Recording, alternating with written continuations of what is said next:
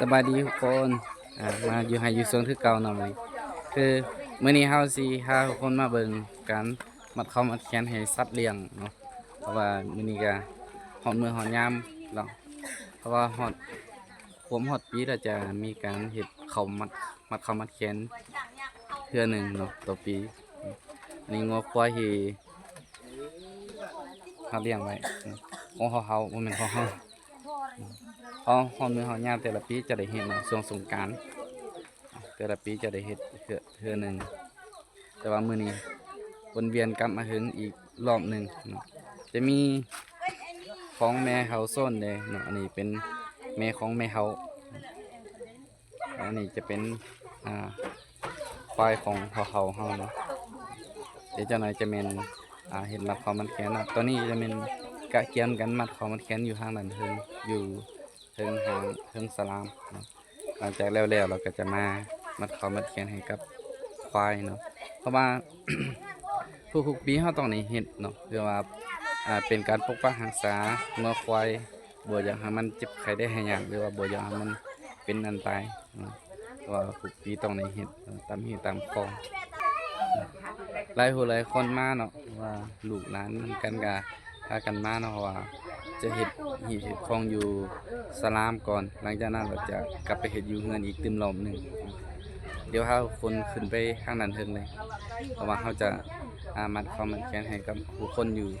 ผู้คนก่อนเนาะมัดอยู่ทางด้านเทิงห่างหลังจากแล้วเราก็จะลงมามัดให้ควายงัวทุกคนกันมาหลายเติบแล้วเนาะเป็นลูกเป็นหลานสเก็ตเบอร์ติเกิบมาหลายเติบแล้วตอนนี้ก็แม่นห่างๆกะเกียมเขาของเครื่องใส่ที่จะเฮ็ดมัดเข้ามัดแขนให้กับสัตว์เลี้ยงเป็นการห้อยห่วงมาลัยเพื่อจะมัดให้กับควายเนาะเพราะว่าเฮาจะมัดให้เพียงแต่ควายเนาะมื้อนี้ส่วนงัวกับแบะจะบ่ได้มัดตอนนี้เฮาก็แม่นลกขนไก่ส่วนแม่ตู้เนาะเพื่อจะเอามาเฮ็ดหีบเฮ็ดคองในการมัดเข้ามัดแขนให้กับสัตว์เลี้ยงเฮาหั่นไก่ก็จะหลายๆตัวเลย5ตัวเนาะเฮ็ดหีบในมื้อนี้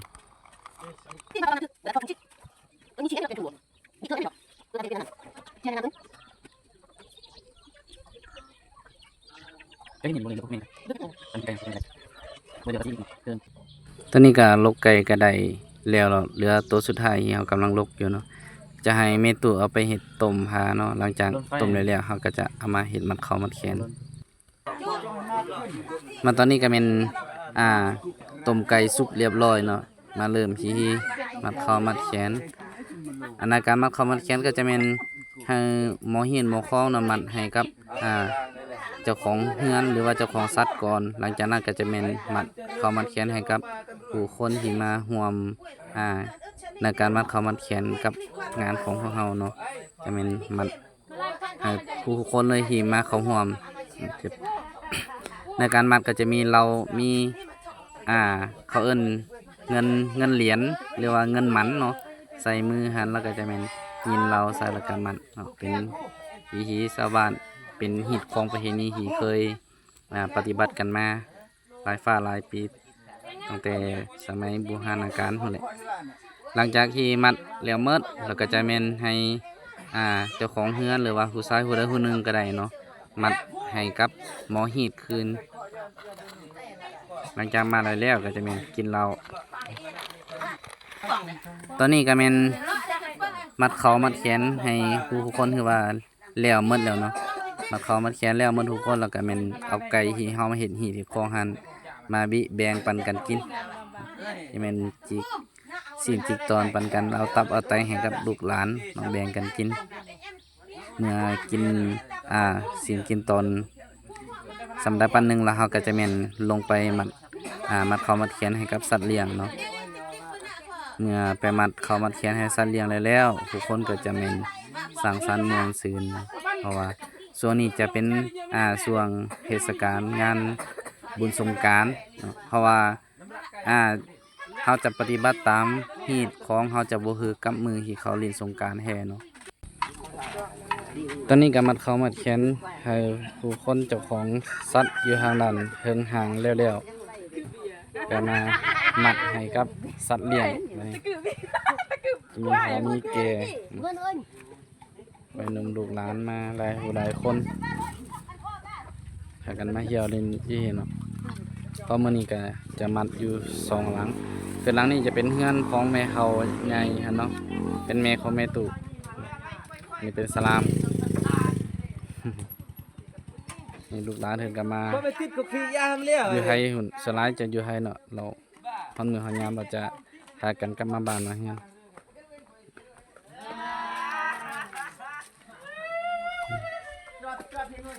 ตอนนี้ก็จะมามัดเขามัดแขนเธอควาย มีเลยเปียงมาใช่หรือสั่ง เปียงเขาเคยมีว่ะ ไอ้มีเจ้า เอาไปมีว่ะ นักไอ้ใบเอิดนั่นใกล้ทั่วในนำมาอ่างเอิดอ้นแจ้ไม่กว้าง งานมายอดนี่นะเด้ ยอดทับเปียงแจ้ไม่กว้าง ของแขนเธอย อด ค ไหน วาย มีเชื่อมตัวของอินมาชวนอาหารมีบุญว่าต้องเรือมาทับเปียงนัดเด็ก ที่นี่ก็มีสมาชิกใหม่2ตัว ปีใหม่ความใหม่จะปีเจ็บแปรออกแม่แพ้ลูกผมคุณตลอด ตัวน้อย มาเก็บผูกเก็บหาดมาเลยที่นี่มาเก็บชิ้นชิ้นหาดชิ้นไก่ นี่อินชลอดชลอดโอ้นี่ นั่ ทาน น นั่ มาง หมด มาเก็บผูหาดแล้วนะชิ้น เอิดมีเชื่อฟูฮาได้แค่มีแต่ช่วยที่โอ้ย นี่นะอันมาจำจ่ายว่านะมันจังนั้นเลยนะ นักมันดีขัดจ่ายแบบนักจะตุ้ม ปีใหม่ความใหม่อ่ะผมต้องจะขึ้นชุดแปรออกแม่แพ้ลูกไอ้ ที่ควายจะ โอ้ย เงินของถูกข ผ อง มละ เรียนของ เขาจะขำจะคูนจะปอดจะไพ่เรื่องที่ตัวผมละ ฝึกมีการประชันเนี่ยนี่นี่เด็ก นั่นนี่ไม่ใช่เราเราไม่ความไม่แต่ของเจดีมันเงินมันคำละอุละปองมันถูกมาเมื่อมันกลิบเองชื่อราอามาระเชติเด้อชักคือเด้อ ผู้ยังติดขี้ตั้งจ้าโอ้กับอูจำจ้านี่ตัวมัวอะไรเนี่ยนั่นมัวตั้งจ้าเลยเจ้า ที่นั่น เนี่ยรอบ ชิวอะไรจักแพงนี่พันชื่อตั้งกลางเชื่อเลยมาจักชื่อตั้งกลางเชื่อเลยมันเลือกอะไรเลย ใช่ละคาดเรียกฝันเรียกงานติดแบรนด์อินดี้ เขาเนี่ยจะพูดอะไรชั่วอะไรเดียวนั่นชาติ นี่แช่ได้ตอนนี้จำเพียนน้องได้จกนักเชื่อเลย นี่จุก ก็เกิด อีนั่นเชื่อ คุ้มเชื่อ โอ้ โทรศัพท์ไปเนี่ย จำแก้ว อันนี้ก็จะเป็นข้าวของเครื่องใส่ที่เฮาใส่ในการเฮ็ดหีดเฮ็ดของเขาเนาะจะมีไฟดาวไฟแดงแล้วก็มีปลาแล้วก็มีไก่ต้ม มีเหล้ายาปลาแป้งหลายอย่างหลายแนวเนาะใส่ในการเฮ็ดหีดเฮ็ดของมัดเข้ามัดแขนงอควายสัตว์เลี้ยงเฮาหลังจากที่เฮามันให้ครบหมดตัวแล้วเฮาก็จะแม่นเอาแป้งเนาะไปสะไปสวมให้กับสัตว์เลี้ยงของเฮาเนาะนี่เป็นเหล้าเป็นแป้งเฮาก็สะใส่แต่ละตัวให้มันครบเพราะว่า เรื่องควาย อัน นี่ นี้เป็น เขาตู้ ที่ มัด ของวัฒนธรรมที่เคยปฏิบัติกันมาหลายฝ่าหลายปีแล้ว เขาตู้มัดเขาควาย ของเมื่อไรที่เฮากะเกียไว้เฮาก็จะแม่นเอามาคล้องใส่กับเขาของตัวควายเนาะแล้วก็มีสายแขนหั่นเพราะว่าเฮาจะเฮ็ดเป็นบ้องไว้เลย หลังจากที่มัดให้กับสัตว์เลี้ยงแล้วก็จะมามัดให้กับผู้คนอีกเทื่อนึงเนาะเพราะว่าผู้คนที่เขามาเฮ็ดขี้ๆนำกันเนี่ยมัดเขามัดแขนให้กับสัตว์เลี้ยงมันก็จะเป็นมัดเขามัดแขนให้กับผู้คนเนาะหลังจากมัดเขามัดแขนนี้แล้วก็คือว่าจบขี้ๆแล้วก็แม่น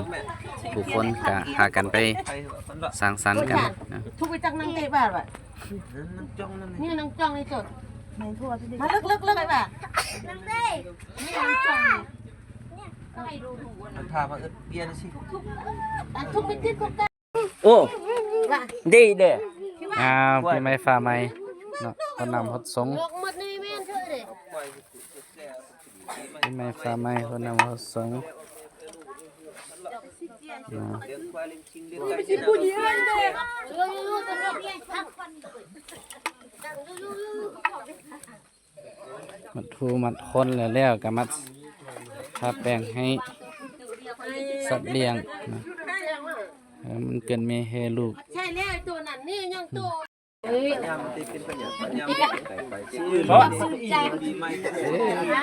ลังจากมัดเข้ามัดแขนให้ควายแล้วก็แม่นมัดให้คนเรียนนอนเย็นเดียวไปห้องเลย ป้ามาชื่อยืนเรือตะควายมีทูดเลยเนี่ย mẹ em ô ô không mà đem tăng người ô em bắt em cướp từนี่มันช่วยนะตัวน้อย นี่เนาะหลังจากที่มัดเข้ามัดแขนให้มันแล้วก็จะปล่อยมันไปกินหาอาหาร เชื่อยังไม่พอดู มันไปสอบกินยาท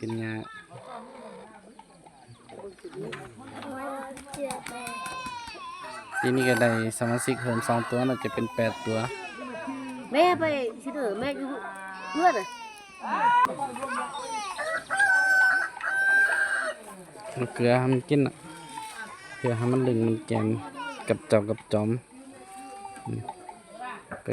สอบอยู่หากินหาแล้วกันเมื่อหอนยามก็ให้มันกลับมาบอนมาขี่หาเจ้าหาจอมหาเจ้าเอาเกลือนี่ให้เกลือ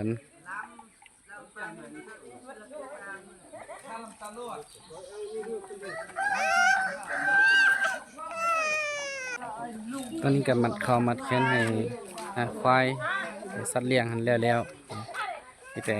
ผู้คนกันเป็นหาการสั่งสรรค์มวลซืนกินเหล้ากินยาปะแป้งกันบัดนี้ส่วนหนึ่งก็แม่นปะแป้งกันไปหมดละ ยังอีกหลังหนึ่งเนาะแต่ว่าโมหินยังบ่ทันมาเหือส่วนสหอยู่ห่างของพวกเฮาหรือว่าสุดอยู่ของสัตว์เลี้ยงของเฮาไม่เฮานี่คือว่าแล้วยังแต่ส่วนงัวควายของแม่เฮายังแม่เฮาส่วนแม่ของแม่เฮาครับสำหรับคลิปนี้ก็จะจบไปเพียงเส้นนี้เนาะเดี๋ยวได้ก็ฝากกดไลค์กด Subscribe ให้แน่บ๊ายบาย